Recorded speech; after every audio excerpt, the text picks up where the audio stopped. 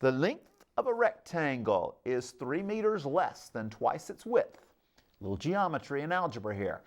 If its perimeter is 42 meters, find its area. Again, the length of a rectangle is 3 meters less than twice its width. If its perimeter is 42, we're going to find the area. So let's take a look at this problem. Let's see what we've got going on here. It's all in how we set up our rectangle and make it ready to go. You know that? And speaking of which, we've already got it drawn, so let's play. Let's play with it, all right? By the way, we're going to make sure we have right angles there because that's what distinguishes a rectangle from just any old parallelogram. All right, so there we go. Got the right angles going. And we also know some cool things about rectangles. One of those is that you're going to have, guess what? Opposite sides congruent and opposite sides congruent, besides all 90-degree angles going on there. So what's important to us? Why is that important? Because I'm giving you a little clue here. We've talked about the length and we've talked about the width. They are related, all right? We're going to start off first. We're going to say W equals width.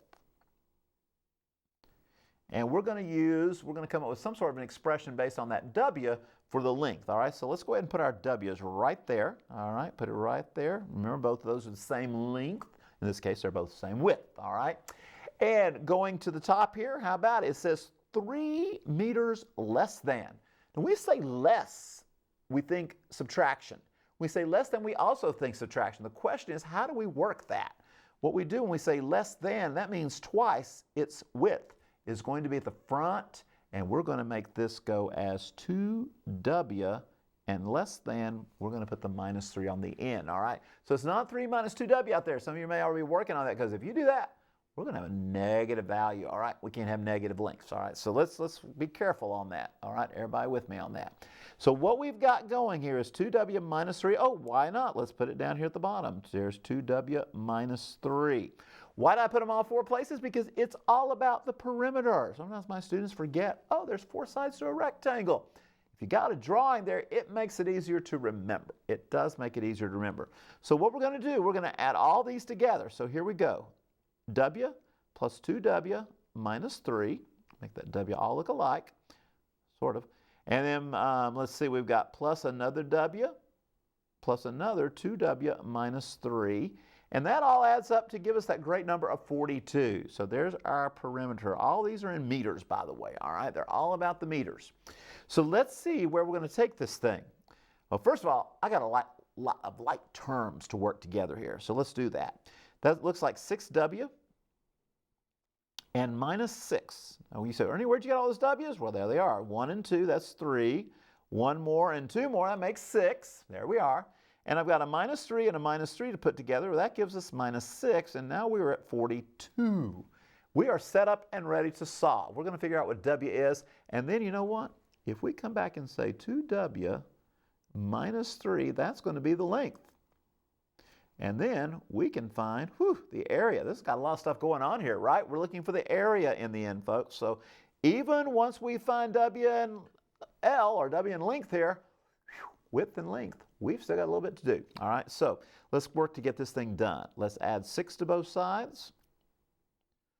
And that's addition property equality working our way here. Let's put it in here. 6W equals 48. Divide. We're going to get W equals 8. Just squeeze it in there at the bottom of the screen. We are right there at 8, all right? Now, where we got going here, we want to say 2 times 8 minus 3. So we will do that. Put a little 8 right in there for W, all right? Little 8. Boy, that is a little 8. Little 8. We have 2 times 8 giving us 16 minus 3. That's going to give us 13. Now, before I go through and figure out the area here, all we're going to do is multiply, right? That's length times width. So we're going to do length times width. So we're going to take our 13 times our 8 and see what happens, all right? But before we do that, we want to make sure that these are the right numbers, all right? So we sometimes find out it's easy to make mistakes when you've got a few negatives and a positives running through here. A quick look, if we have 8 and 13, that's 21. Well, we've got another 8 and 13, which makes 21. It's going to give us 42, all right? So we're in good shape on that. Let's multiply these and get her done. And I have 104 square meters. Notice I use the word square there because that's area. So 104 square meters, that's what happens when you multiply 13 times 8, 13 meters times 8 meters, 104 square meters. And we are off and rolling, okay? So there's your problem of the day. I hope some of you all have already been working on it and got the right answer going there. A little bit of thought, okay? You get the length and width, but you got to do something with them. Got to do something with them.